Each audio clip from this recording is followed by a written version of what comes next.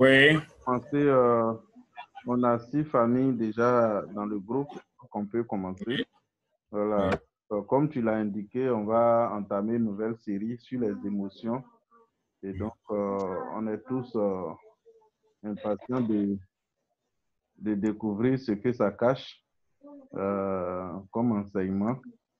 Et merci à tous ceux qui nous ont rejoints. Il y a la famille Claudio, il y a la famille Ezani, il y a le prophète Nchou, il y a maman Osso, il y a notre maman Ama, et puis il y a toute l'équipe de Yopougon. Donc, bonsoir à tous, bonne arrivée. Et il est déjà 21h20, donc on va commencer à laisser la parole au révérend. Merci encore. Bonne soirée. Merci beaucoup. Bienvenue à la 42e. Voilà, c'est 42e soirée. Et à la famille Ezani. Oui, qui nous a rejoint. Voilà. On peut encore activer leur audio. Ils n'ont pas encore activé leur audio. On espère qu'ils vont entendre. Donc, vraiment, que Dieu nous bénisse. On va parler des émotions dans les jours qui viennent. Mais aujourd'hui, j'ai voulu que nous commençons par un homme et une femme extraordinaires dont l'humanité est obligée de parler. Voilà à qui se réfèrent tous les humains croyants, on va dire croyants des 2 grandes religions, et sinon des 3 grandes religions. Le judaïsme, le christianisme et puis l'islam. Maintenant, bon, tout le monde est en train de croire en un Dieu suprême. Au-delà des fers, des arbres et de tout ce qui peut être adoré, on reconnaît qu'il y a un être suprême très intelligent qui a tout fait. Et donc, nous nous revendiquons de cet homme et de cette femme et on ne parle pas assez d'eux. Et généralement, quand on parle d'eux, c'est tout juste les prendre comme les boucs émissaires, la cause de nos malheurs. Il y a mieux que ça. Et j'ai nommé le premier homme et la première femme avant qu'ils ne deviennent Adam et Ève. Voilà. Parler des émotions, on ne peut pas commencer par définir les émotions. Il faut qu'on soit en présence d'un homme et d'une femme, le premier et la première, comment ils étaient et ce qu'ils sont devenus.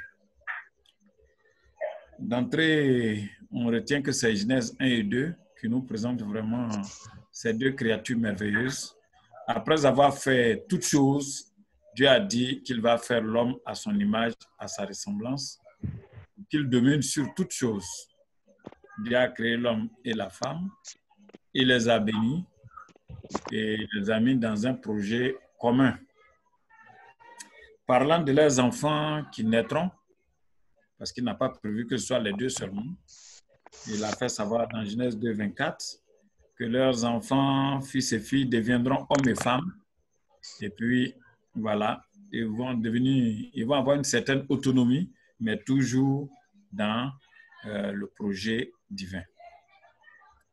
Alors, on va visiter ce premier homme et cette première femme pour voir comment Dieu les a fait vraiment droit, comment au commencement ils étaient très équilibrés. Avec nos amis qui font le même travail que nous, mais qui ne croient pas forcément comme nous. On a l'habitude de dire que quelque chose a existé, on l'a perdu et on est à sa recherche. Vous voyez, aujourd'hui, on nous encourage, on nous fait des séminaires, on nous fait des conférences pour nous aider, vous voyez, à nous débarrasser, soit de nos mauvaises émotions ou carrément à les ignorer. D'autres disent de composer avec ces émotions. Mais comme Jésus l'a dit dans Matthieu 19, au commencement, il n'en était pas ainsi. L'homme n'était pas mélangé d'émotions positives et d'émotions négatives. L'homme n'avait que des émotions positives. Les Genèse 1 et 2 nous les présentent. Donc, l'homme et la femme à l'origine étaient des créatures spirituelles parfaites. des créatures spirituelles parfaites et va les faire à sa ressemblance. Dieu est esprit, ce côté esprit. On sait que Dieu se manifeste dans une forme qui a existé depuis. Les théologiens parlent de théophanie. Et Jésus dit qu'il a existé depuis longtemps auprès du Père. Beaucoup de passages nous montrent que c'est par lui et pour lui que tout a été fait. Donc, l'homme et la femme ont été créés de manière parfaite. Spirituellement, ils étaient équilibrés. Voilà, ils étaient créés sans péché, sans blâme, sans culpabilité. Et ils étaient créés à l'image de Dieu. Genèse 1, 26. Et ils avaient une parfaite communion avec Dieu. Ils étaient innocents. Ils jouissaient d'une paix et d'une harmonie interne. On a parlé des blessures internes. Vous voyez, ils jouissaient d'une paix et d'une harmonie interne qui était vraiment parfaite, car ils étaient libres de tout sentiment de péché, de tout comportement unique. Voilà. Ils ne connaissaient pas la crainte, ils ne connaissaient pas la peur, ils ne connaissaient pas tout ce qu'on cite aujourd'hui comme mauvaise émotion. Ils n'étaient pas remplis de complexes et de doutes. Leur conscience n'était pas touchée par des désirs destructifs. On a vu que notre volonté a été blessée, que notre intelligence a été blessée, ainsi de suite, ainsi de suite. Mais là, ils n'avaient pas de désirs destructifs. Ils étaient nus, comme le dit Genèse 2, 25, mais ils n'en avaient point honte. Une manière de dire qu'il y avait la transparence, ils n'avaient rien à se cacher. Ils s'acceptaient, vous voyez. Chacun s'acceptait lui-même et acceptait l'autre. Et tous ces facteurs ont contribué à leur parfaite santé. Alors, nous avons fait un petit déplacement aujourd'hui pour aller réfléchir avec des amis sur les maladies dites maladies modernes ou bien maladies de civilisation. C'est vraiment important, c'est des choses dont on parlera aussi. Oui, il y a des maladies qu'on ne connaissait pas. Et aujourd'hui, ces maladies sont là. Avant, à un certain moment, on a dit que c'était des maladies des riches. Maintenant, les pauvres en meurent tellement. Nous sommes en train de pleurer avec une sœur actuellement qui vient de perdre son frère. Elle a eu insuffisance rénale. Vous voyez? Donc, tous ces facteurs ont contribué à leur parfaite santé. Ils provenaient directement des mains de Dieu et ils étaient des êtres parfaits au point de vue spirituel, physique, mental et émotionnel. On reconnaît aujourd'hui que les humains sont émotionnellement déstabilisés. Les plus forts sont obligés de montrer aujourd'hui qu'ils sont aussi hommes. Et les plus fortes montrent aussi qu'elles sont femmes. Donc, ils étaient un merveilleux produit de ce créateur merveilleux, créé à son image. Donc, nous allons voir un peu quelques aspects de l'équilibre vraiment qui était dans leur vie. On va commencer par montrer que ils étaient des créatures spirituelles parfaites. Ça, je l'ai déjà dit. Mais ils étaient aussi des créatures psychologiques et émotionnelles parfaites. Psychologiques et émotionnellement, ils étaient parfaits. Dieu a donné au premier homme et à la première femme la responsabilité de dominer sur toutes choses. Et même avant cela, d'abord à l'homme de nommer les animaux. J'ai dit souvent dans les séminaires, si on nous dit de nous lever et de nommer, de dire le nom de 10, 15, 20 animaux, même en français, on va tituber. Et si on nous dit de le dire encore dans notre, pour ceux qui parlent encore, ceux dont leur patois, on va se rendre compte que ce n'est pas facile. Mais un homme a donné des noms à tous les animaux que Dieu a fait passer devant lui, pour montrer comment il était intellectuellement et dans tous les autres sens extraordinaire. Il était vraiment à l'image et à la ressemblance de Dieu. Genèse 2, 19 à 20, on le voit. Et donc, l'homme a reçu de Dieu, quand je dis l'homme, vous voyez, l'homme et la femme ont reçu de Dieu la responsabilité de gouverner et de dominer sur tout ce qui a existé avant eux. L'idée générale est que l'homme et la femme avaient des compétences. Ils avaient des compétences spirituelles, ils avaient des compétences psychologiques, ils avaient des compétences physiques pour pouvoir gérer toutes ces choses. Mais nous sommes dans le côté psychologique après le spirituel. Alors, il n'y a aucune mention de problème émotionnel jusqu'au moment où les deux ont compris qu'ils avaient mal agi. Et là, on réserve ça à la soirée prochaine. Vous ne pouvez pas voir dans Genèse 1 et 2 un moment où l'homme et la femme étaient mal à l'aise en présence de Dieu ou en présence l'un de l'autre. Où l'homme et la femme étaient à la recherche de leur raison d'être. Ils savaient qui ils étaient parce qu'ils étaient créés à l'image et à la ressemblance de Dieu.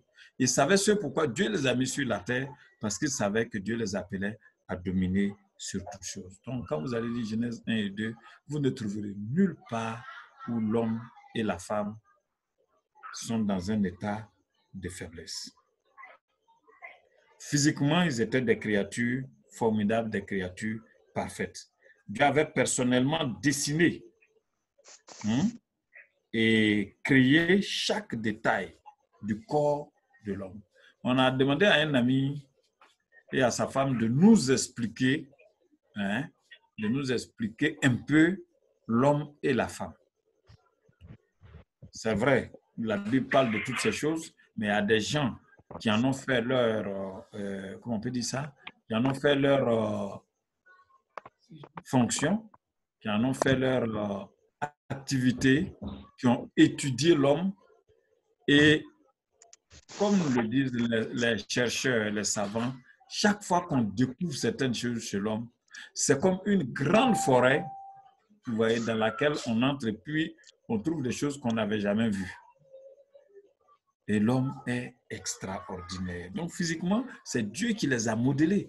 On nous dit qu'il a pris la poussière pour faire l'homme. Il a donné la forme et il a soufflé dans ses narines, il est devenu un être vivant. Il prend une côte et de la côte, il fait une femme.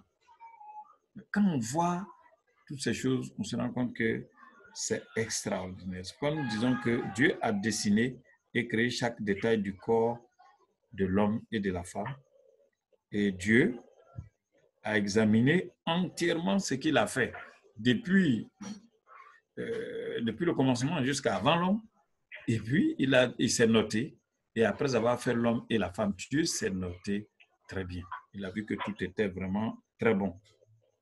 Vous voyez, dans le psaume 139, 14, plusieurs années après, David va nous faire sentir un peu ce que le premier homme et la première femme ont pu sentir. Je te loue de ce que je suis une créature si merveilleuse. Psaume 139, 14. Dieu était satisfait de ses créatures et les créatures aussi étaient satisfaites de leur créateur. Les créatures en général, et l'homme et la femme en particulier, qui ont reçu de Dieu la responsabilité de s'occuper de tout. Donc physiquement, l'homme et la femme sont sortis des mains de Dieu, sans défaut. Sans défaut.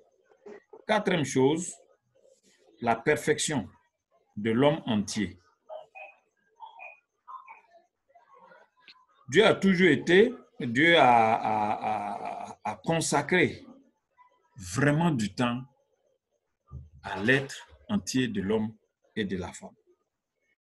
Il nous a créés parfaits et sa puissance pour le salut à travers Jésus-Christ est très importante pour l'homme entier. On a essayé de voir aujourd'hui un peu le corps de l'homme depuis sa peau jusqu'à son intérieur, mais ce sont des choses extraordinaires. Ce sont des choses extraordinaires. Les hommes n'ont pas fini de découvrir l'homme. Les chercheurs n'ont pas fini de découvrir l'homme. Et devant chaque partie du corps de l'homme, c'est quelque chose d'extraordinaire qui s'offre à nous. Et quand on prend les organes, si on prend l'oreille, si on prend le nez, si on prend les yeux, c'est extraordinaire. C'est extraordinaire. Vous voyez? Mais on pourrait se poser la question de savoir si spirituellement, psychologiquement et physiquement, émotionnellement aussi s'entend, l'homme était si bien fait. Pourquoi aujourd'hui nous nous sentons faibles? Quelque chose s'est passé. Si l'homme et la femme connaissaient une paix, une joie parfaite, pourquoi aujourd'hui nous avons des moments de joie et des moments de tristesse? Parce que quelque chose s'est passé. Et dans le monde où il n'y a pas de croyants, on pense que l'homme a été fait tel que nous sommes aujourd'hui là comme ça et que pour certaines choses, on n'y peut rien. Mais le fait que du fond du cœur de chacun de nous, nous sentons un paradis perdu. Beaucoup de philosophes ont écrit là-dessus. La Bible va jusqu'à dire que Dieu a mis dans le cœur de l'homme la pensée de l'éternité. La pensée de l'éternité. Dieu fait comprendre à l'homme qu'il n'est pas fait pour mourir, il n'est pas fait pour une fin comme ce que nous sommes en train de voir. Il est fait pour être vivant éternellement. Donc Dieu n'a pas fait l'homme avec une demi-mesure. Il lui a confié ses activités extraordinaires à faire parce qu'il l'a doté, il lui a donné la capacité, il lui a donné la possibilité de faire ces choses. La faiblesse est venue parce que l'homme même a désobéi. Il a dit que Dieu a fait les hommes droits, mais ils ont cherché des détours. Si nous comprenons qu'au commencement, les choses n'étaient pas ainsi, nous allons pousser le bouchon. On ne va pas se contenter du fait que si vous avez un mauvais sentiment, il faut peut-être respirer profondément une fois, deux fois, trois fois, et puis ça va finir. Non. On était extraordinaire. Il y a encore le côté extraordinaire de l'homme qui est là, psychologiquement, physiquement, spirituellement, émotionnellement. Mais quelque chose est touché. Et c'est ce que les Juifs appellent, appellent chacun à avoir comme réflexion. Quelque chose est gâté dans le monde que Dieu nous a donné. Quelqu'un a gâté quelque chose dans le monde. Et la personne qui a gâté est aussi gâtée. On connaît aussi des blessures. On a mis du temps pour parler des blessures. Et parler des blessures sans parler des émotions et après des tempéraments, ça ne servirait à rien. Mais aujourd'hui, j'ai voulu que nous réfléchissions ensemble sur ce à quoi ce premier homme et cette première femme pensaient la journée et quand venait la nuit. Quelles étaient leurs préoccupations? On peut trouver beaucoup de choses, mais on peut aussi résumer ça par le fait que tout leur désir était de faire la joie de Dieu. Parce que Dieu aussi a trouvé en eux sa joie. Vous voyez? Quand Jésus a été baptisé, qu'il est sorti de l'eau, il dit, voici mon fils en qui j'ai mis toute mon affection. L'affection que Dieu a mis dans ce premier qu'il a regardé pour nous faire, cette affection, il l'a mise dans le premier homme et dans la première femme. Et aujourd'hui, on a des problèmes. Quand on entend nos amis naturothérapeutes, on salue le docteur Kodjo au passage, nous fait comprendre que en fait, Dieu n'avait pas prévu qu'on mange la nourriture cuite. Mais ceux qui ne croient même pas en Dieu disent qu'eux, ils ne veulent même pas manger la viande, ils ne veulent pas manger certaines choses. Dans le cœur de l'homme, il sait que les difficultés que nous avons viennent, pour la plupart, 99,99% de ce que nous mangeons. Vous savez que Dieu, au commencement, il a éduqué l'homme dans tous les sens. Et il lui a dit ce qu'il devait manger, ce qu'il ne devait pas manger. Et ça a fait de manger, ça a fait de nourriture qui a envoyé problème dans la... Il y a tout ce qu'il fallait manger. est la seule chose qu'il ne fallait pas manger. Aujourd'hui encore, on nous dit que notre santé se trouve dans nos assiettes. Notre santé se trouve dans nos assiettes. Ce que nous mangeons, c'est ça qui fait aussi notre santé. Et avec ces temps difficiles qui viennent, c'est bon que nous menons des réflexions sur nous-mêmes, notre propre personne, esprit, âme et corps. Nos corps souffrent, nos âmes souffrent, nos esprits souffrent. Parce que souvent, nous oublions d'où nous venons. On oublie qui on était avant de devenir comme ça. Pour Dieu, notre identité demeure. Nous sommes toujours dans l'affection de Dieu. Si Dieu n'avait pas cette affection pour l'humanité, on ne serait pas là. Dieu nous aime, Jean 3,16, au point de venir pour nous. Mais nous avons des réflexions à faire. Des réflexions à faire. On était équilibré, aujourd'hui on est déséquilibré. Sur le plan spirituel, sur le plan psychologique, sur le plan physique, on a des souffrances. Les chrétiens, s'ils ne font rien, c'est pas bon, parce que les gens du monde sont en train de travailler sur ces sujets. Oui, on a tout ce qu'il faut pour soulager les maux, mais on se rend compte qu'on peut aussi réduire nos maux par notre état de pensée, là, notre état d'esprit, et aussi par ce que nous mangeons. Ce que nous mangeons, c'est la nourriture. Ce que nous mangeons, c'est ce que nous lisons aussi, c'est ce que nous regardons, c'est ce que nous respirons, c'est ce que nous écoutons aussi. Il y a beaucoup d'écrits aujourd'hui. Les gens sont encouragés à suivre des séminaires de développement personnel pour pouvoir dominer certaines émotions qui ne sont pas bien. Tout ça. Mais c'est bon pour nous d'aller au commencement et de comprendre qu'il y avait tout ce qu'on pouvait avoir comme émotion, mais qu'on pourrait résumer par la joie. Par la joie. Quand on parlera des 6 grandes émotions dont découlent les autres, vous allez vous rendre compte qu'en tête, il y a la joie. Et après la joie, les 5 autres qui viennent, ce sont des émotions dites négatives. Et quand vous prenez la joie avec tout ce qui dérive de la joie, vous allez vous rendre compte que l'homme et la femme étaient vraiment en Éden, dans la félicité de Dieu. Ils avaient de bonnes relations. Ils savaient ce pourquoi ils vivent. Aujourd'hui, beaucoup de personnes souffrent parce qu'ils ne savent même pas quelle est la raison pour laquelle ils vivent. Tous les humains arrivent souvent, mais arrivent quelquefois à se poser la question même. Je suis sur la terre, pourquoi? Il y a des moments où on a tellement envie de vivre. On est heureux de vivre. Il y a d'autres moments où on se dit, mais attends, toute cette routine-là, c'est quoi? Et tous les humains se posent la question. Nous ne comprenons pas si nous ne savons pas que c'est quelqu'un qui nous a mis ici. Si vous vous souvenez, dans les débuts de nos soirées, on a dit qu'il y avait 3 questions principales. Je vais vous donner 2 et puis vous allez chercher dans vos notes. La troisième, d'où venons-nous? Et puis je tombe à pourquoi sommes-nous ici? Ou pour qui sommes-nous ici? Et où allons-nous? Où allons-nous? Merci. Voilà.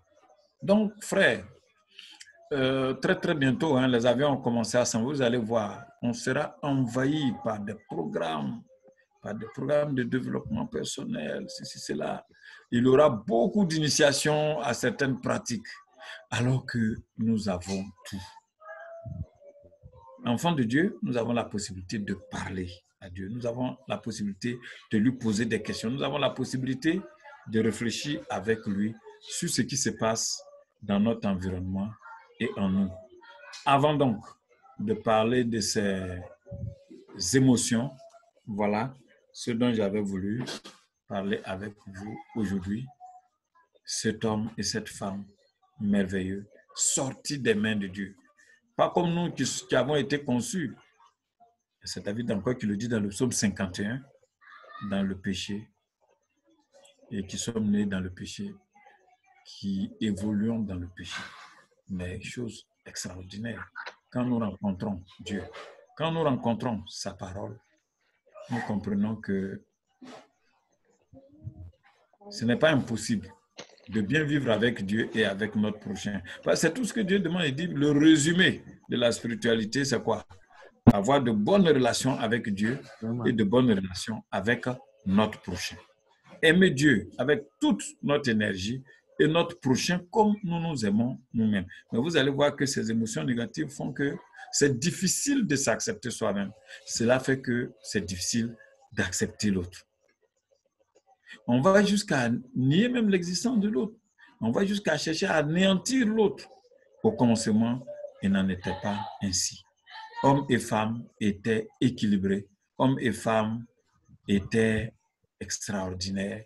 Hommes et femmes, qu'est-ce qu'on va dire, n'avaient que des émotions positives. C'est bon. Je crois que je vais m'arrêter là aujourd'hui et puis vous laisser la parole. Que Dieu vous bénisse. On est à 21h48. Merci beaucoup. Merci, pasteur. Je pense qu'on a quelques-uns qui nous ont pris en cours de route. Papa Oyi, Divine, le couple Yao, qui nous ont pris en cours. Mais bon, nous étions en train de parler des émotions aujourd'hui. L'introduction. Parce que à la création, comme le pasteur l'a dit, Dieu a créé l'homme entier de façon parfaite.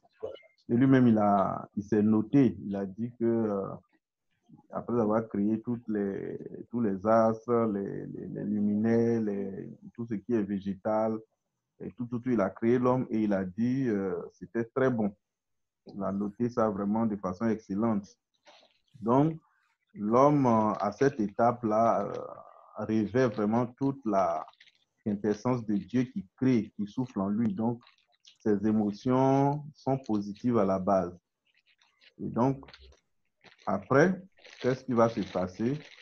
Maintenant, bon, actuellement, on est en train d'étudier pendant cette période quel était l'état d'esprit de l'homme quand il se levait le matin, la journée, le soir, la nuit, comment il devait vivre pendant cette période-là. Donc, je pense qu'à cette étape d'introduction, c'est ce qu'on était en train de voir. Donc, vous qui venez de nous prendre en cours, tous ceux qui ont suivi, si vous avez des réactions, on peut les partager. Et puis, on continue la séance le mardi prochain, toujours essayant de décortiquer le côté émotionnel avant la chute, après la chute. Voilà. Donc, la parole est à vous. Merci. Maman Ezani vient de se connecter. Voilà, elle est connectée, mais elle n'avait pas activé son audio. Oh. Voilà, question additive. Voilà. Réagissez comme vous connaissez déjà comment nous réagissons dans le groupe. Maman aussi, on va commencer par toi, la professeure. Vraiment, je bénis le Seigneur. Je suis émerveillée par l'exposé. Effectivement, à travers ce que le pasteur a dit, on se rend compte que Dieu a fait de nous des créatures merveilleuses. C'est-à-dire, on ne s'imagine pas ce que Dieu a fait de nous, quoi.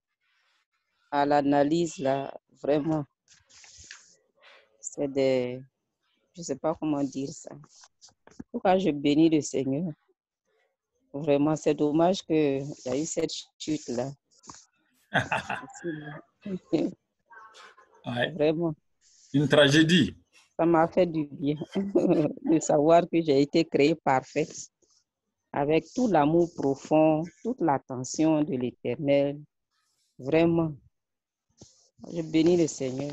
Ça me fait du bien. Amen. En tout cas, quand tu en parles, ça me fait du bien aussi, maman. D'accord, j'ai compris. Donc, j'ai fini.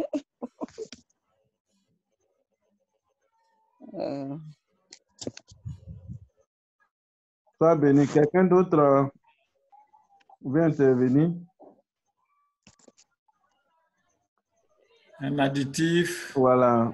Famille Quadio, tu as pris beaucoup de notes là. Je voulais même que tu déverses dans le chat certaines de tes notes. Comment? Je t'écrivais en privé pour que tu mettes certaines de tes notes dans le chat, dans la conversation. Mais tu étais trop concentré.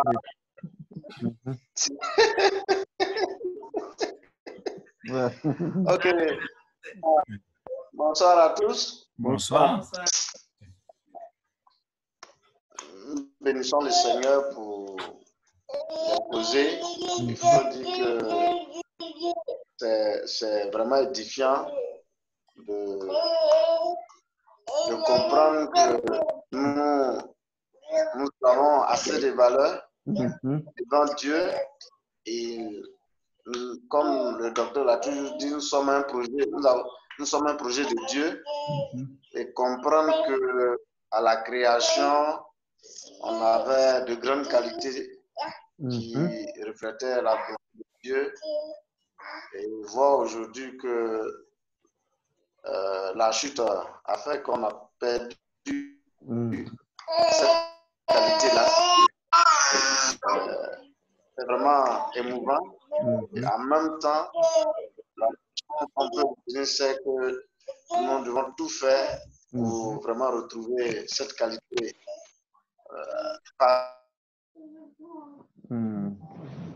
Amen. Cette qualité qui a été mise en parenthèse par le péché. Allô? On dirait que tu as été coupé. Allô? Non, c'est doit chez le pasteur. Pasteur, tu nous entends? Allô? Non, on n'entend plus quelqu'un. Allô? On nous entend?